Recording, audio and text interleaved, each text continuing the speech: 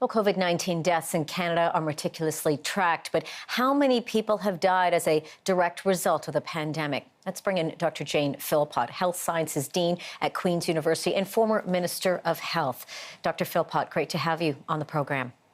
Thanks for having me. I want to refer to an article that you wrote for Maclean's saying Canada counts its dead too slowly. Talk to me more about that. What did you mean?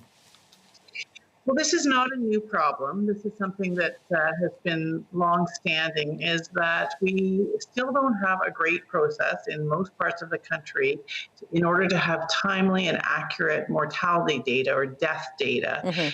Know who's dying, in what numbers, and under what causes.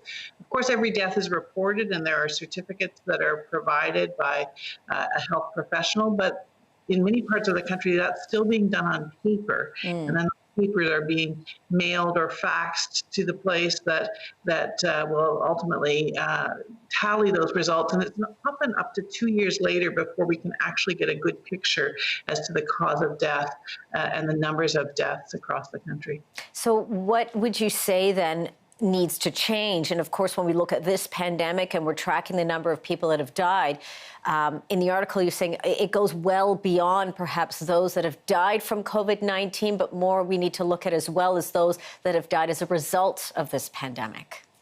Well, exactly. And, there have been different reports, some suggesting that, in fact, people dying of other causes that are indirect results of the pandemic may be significantly higher than previously. And the most obvious example of that is the number of overdose deaths, in particular in British Columbia and Alberta. We do have information to suggest that that has definitely been an effect.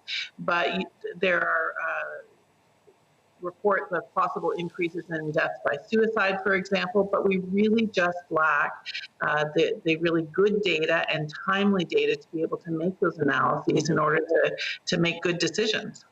I want to shift a little bit to sort of what's happening now, in Ontario as well. As we know, those numbers skyrocketed, well over 2,400 cases recorded yesterday. The Premier, we understand, is holding an emergency meeting today.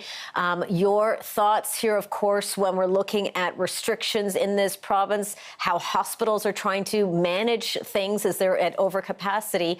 What would you say in terms of how the province has been handling things?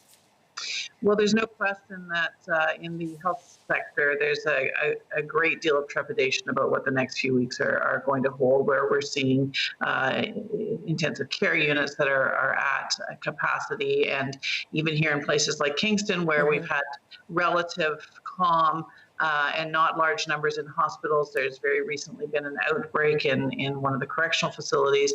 And so there's very serious concern. I think we're heading into a period where it's a very strict lockdown and a much broader geographic range is going to be necessary. Before I let you go, we have to talk about long-term care homes. That's something that you were very outspoken about in the beginning of this pandemic. Looking at where we are now, where do we need to be in order to make those homes safe for residents and staff? Well, thankfully, we are starting to see some reports coming out. I think those reports have to be taken with the utmost seriousness in order to make sure that there are standards. I would argue there should be national standards, and that resources to support the work of long-term care homes should be linked to the ability and the demonstration of upholding the kind of quality that's necessary in order to keep people safe in long-term care facilities. We also, of course, need to do far better at trying to find ways that people can be cared for in homes and providing better home care, so that institutional care, which is always going to put people at greater risk for pandemic and other health issues, we need to find the best way to care for people as they age and provide the supports that they and their families require. Yeah, so much this pandemic has sadly highlighted in terms of where things are in long-term care homes, within hospitals, et cetera.